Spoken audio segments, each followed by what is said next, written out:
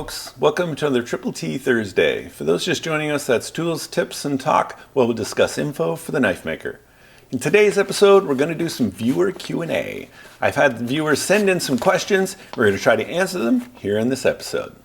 Let's start out with the first one.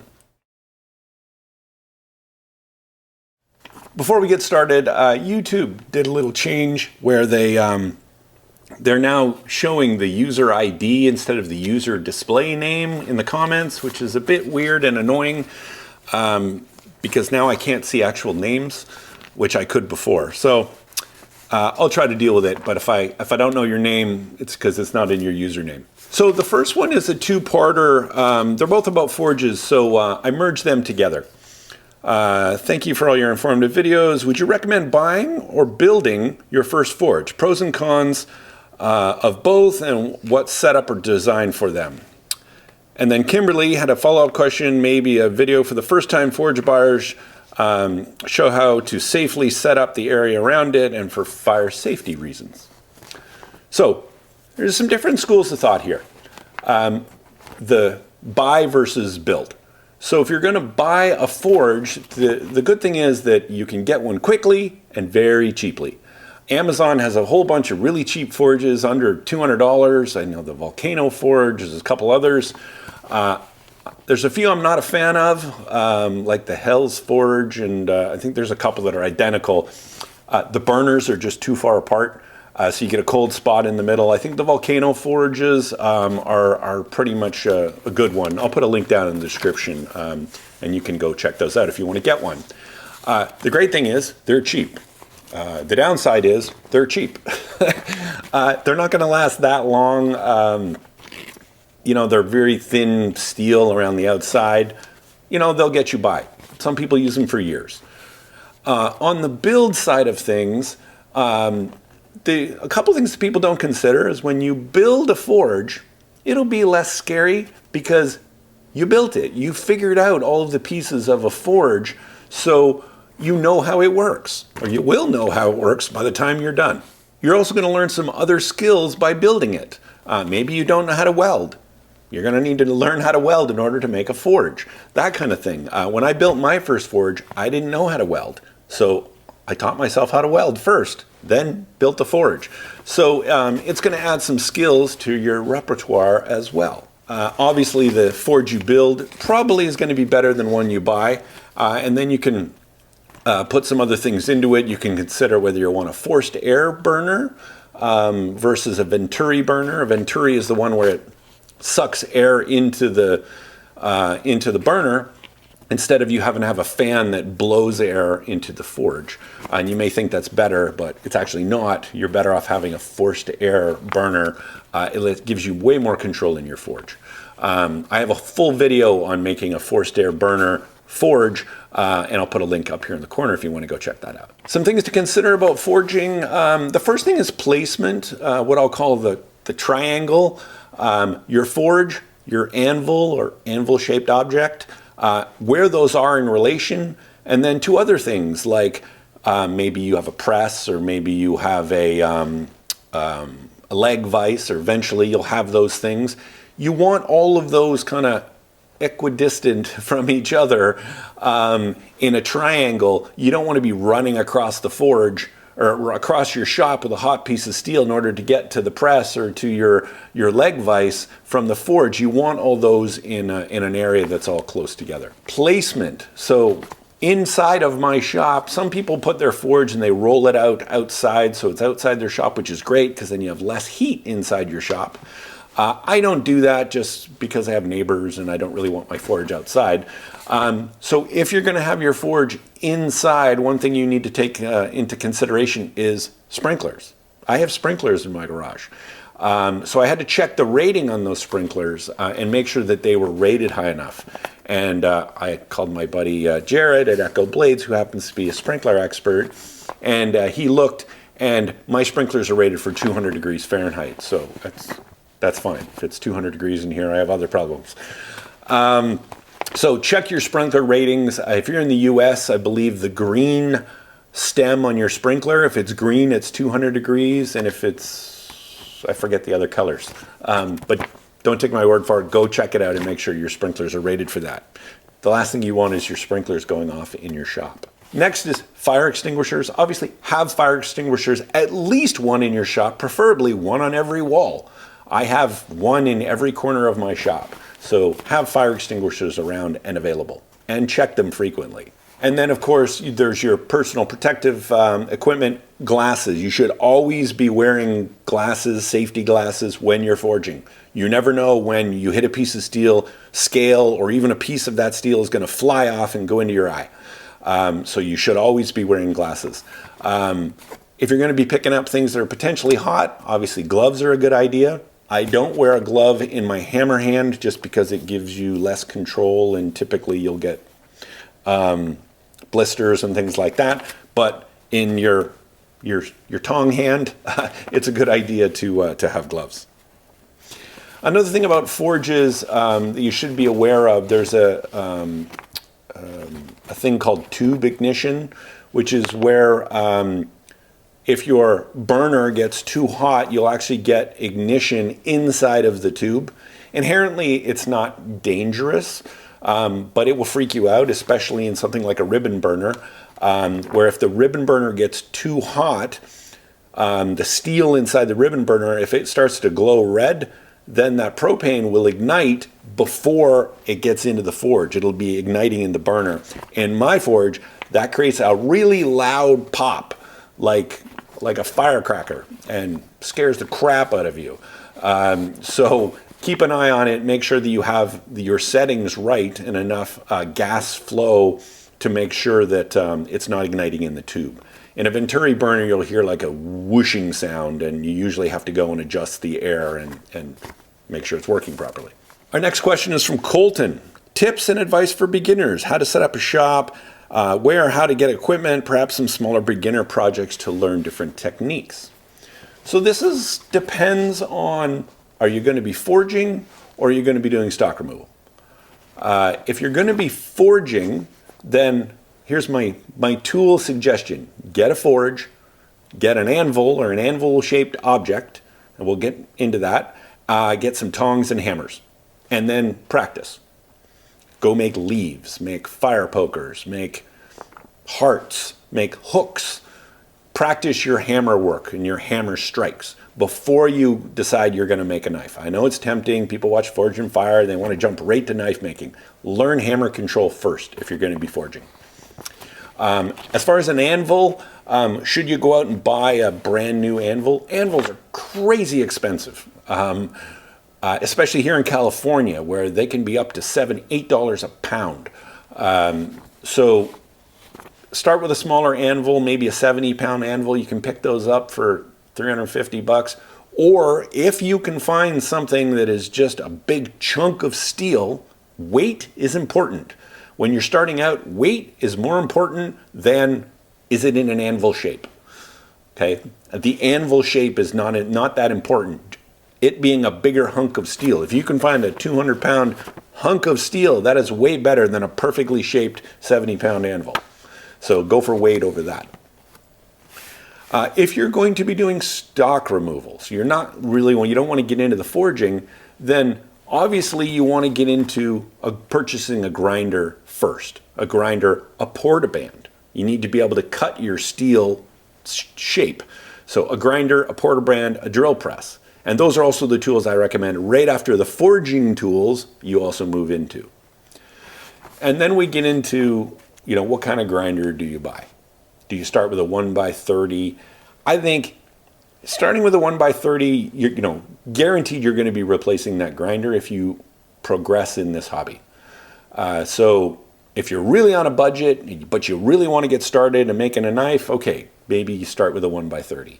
But my suggestion is move up to a 2x72 as quickly as you can. If this is going to be a serious hobby, spend the money, spend the time, and get a 2x72 grinder.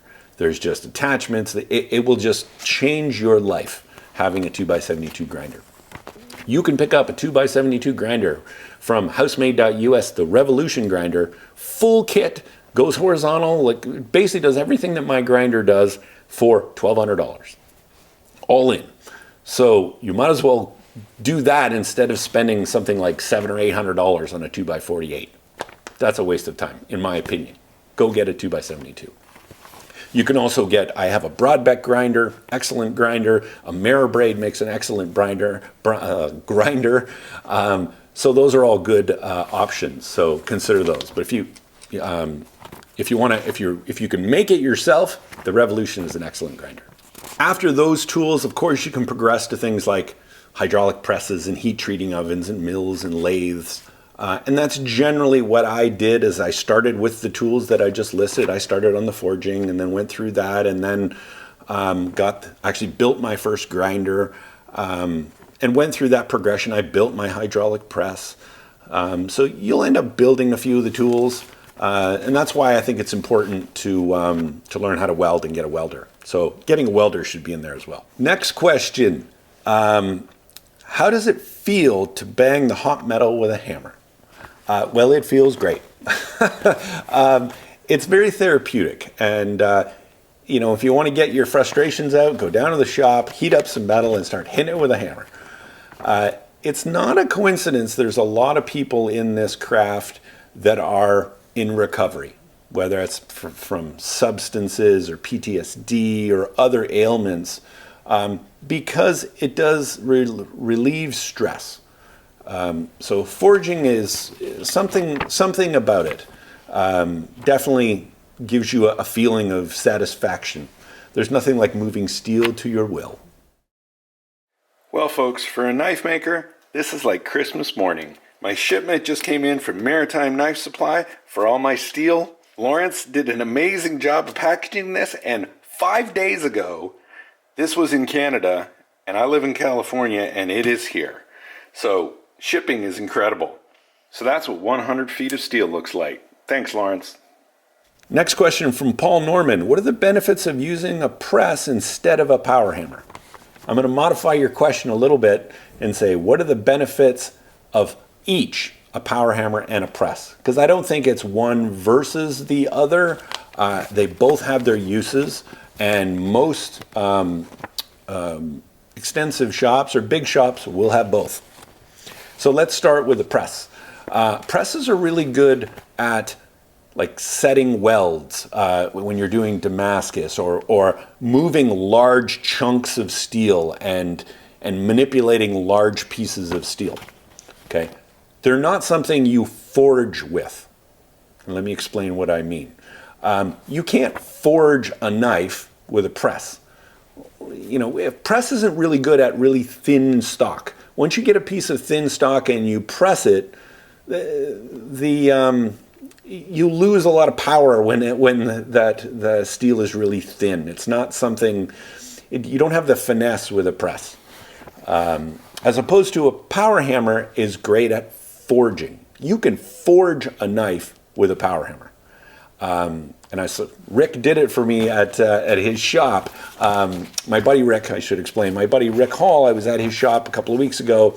We were doing a Damascus project, and he has a big blue, 155-pound big blue power hammer. And that was super fun to play with. And he showed me that, he can forge a knife and bring down the choil and basically pretty much forge a knife to shape in just a couple of heats. So that was incredible. And it's really fun to play with. Unless you have a massive power hammer like a Beaudry, like Salem Straub or Will Stelter, most of the dies are going to be like 2-inch by 4-inch dies. Not really something you want to be setting a weld with. Yes, it's possible, but you're better off setting the forge weld in the press. And the press is really good at making things flat, making things the same. It's hard to make something very long, very flat, and very symmetrical and even on a power hammer. It's much easier on a press. Now, the other pros of a power hammer is heat, because the hammer is only in contact with the steel for a millisecond. As it strikes, it sucks very little heat out of your workpiece. You can be, when you're drawing out a piece of Damascus on a power hammer, you can get so much done on the power hammer because it doesn't lose as much heat. when those thick dies on a hydraulic press that piece of Damascus, they are sucking heat because they're in contact with that steel for so long. They're sucking a lot of heat. So you'll get much less, a quarter, a fifth of the work done with each heat on a press. Another thing to note though is a press, when you press something, it's doing equal force on both the top and the bottom when you're pressing, okay? On a power hammer, most of the force is coming from the hammer side.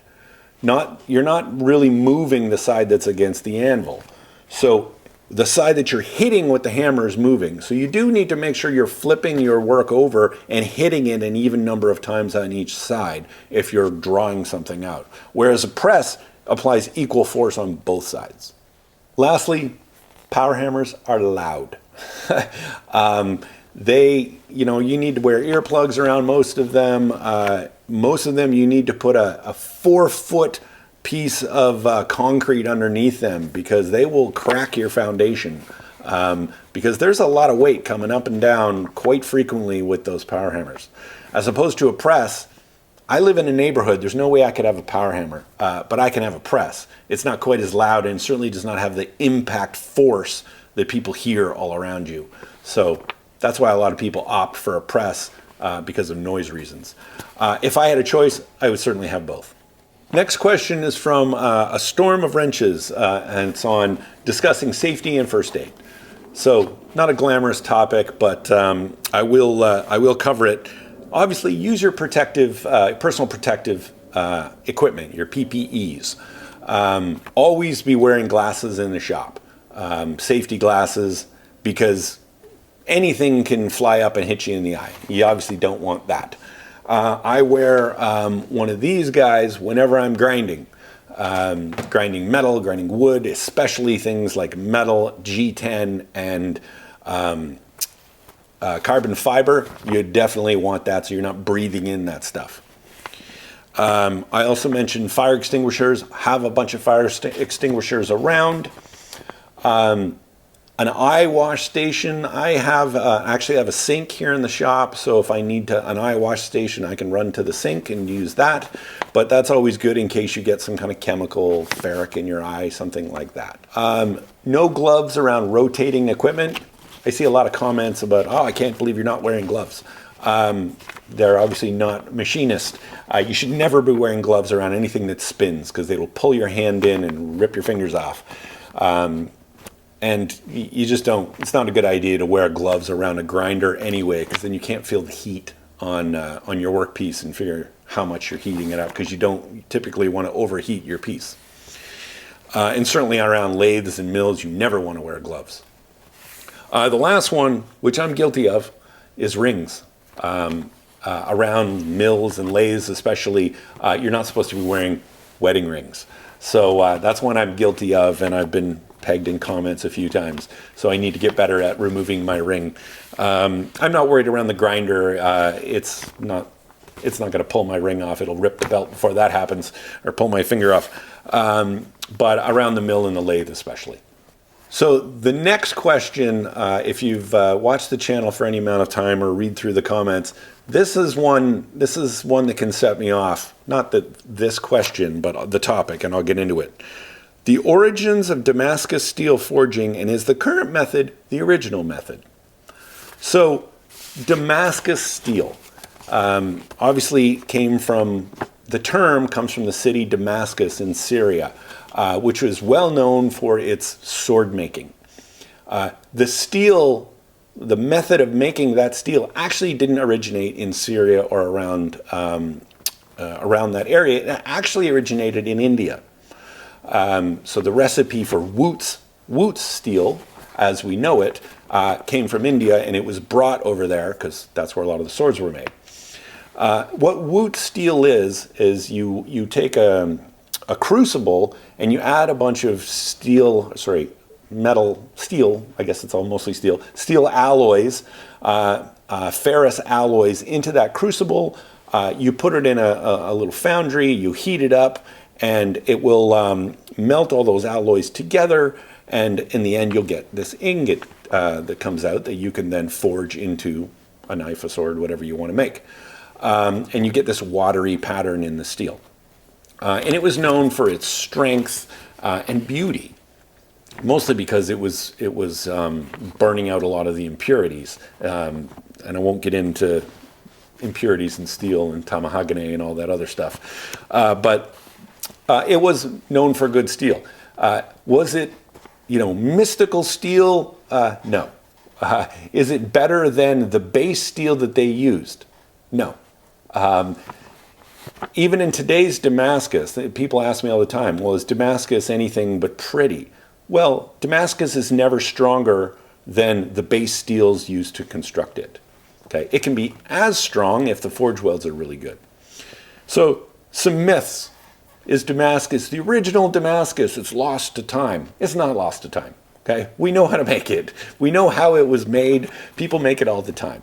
If you're interested in woots, go check out my buddy Spencer's channel at Heavy Forge. I'll put a link up in the corner. He makes woots all the time. Makes some beautiful steel that looks amazing. So if you're interested in that, go check it out. So it's not superior steel, and it's not lost to time. Modern Damascus, or what, when I label something Damascus on my channel, you could also refer to it as pattern welded steel, meaning it's modern steel where there's different varieties of steel. We are layering them up. Some have nickel, some don't.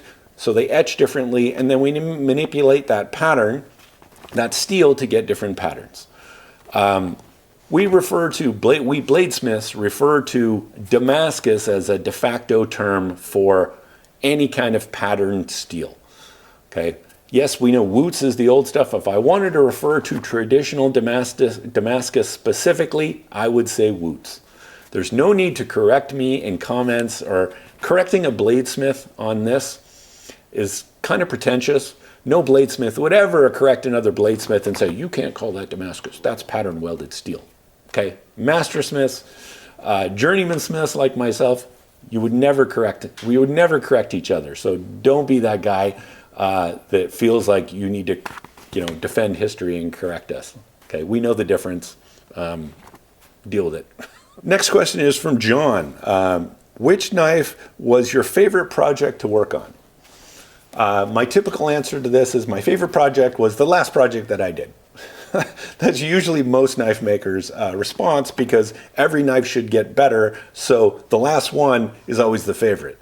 But honestly, my favorite profile, my favorite knife to make is a Quillian dagger. If you're not sure what a Quillian dagger is, I'll put a picture up here. I've made several Quillian daggers. I just think they're beautiful, they're elegant, they're challenging. It's a dagger, so it's got 4 bevels. I just think it's a beautiful knife and a beautiful design. Also, there's no coincidence that for getting judged as an ABS Mastersmith, one of your 5 presentation knives must be a Quillian dagger. Last question from Willard. What is your secret to being a successful bladesmith and making such amazing blades? Well, thank you very much, Willard. I appreciate that. What I tell everyone, whether it's in interviews or in podcasts or whatever, my advice, do something new in every build. Do some, whether it's the way you do the guard or the profile or the material, put something new in every blade you make.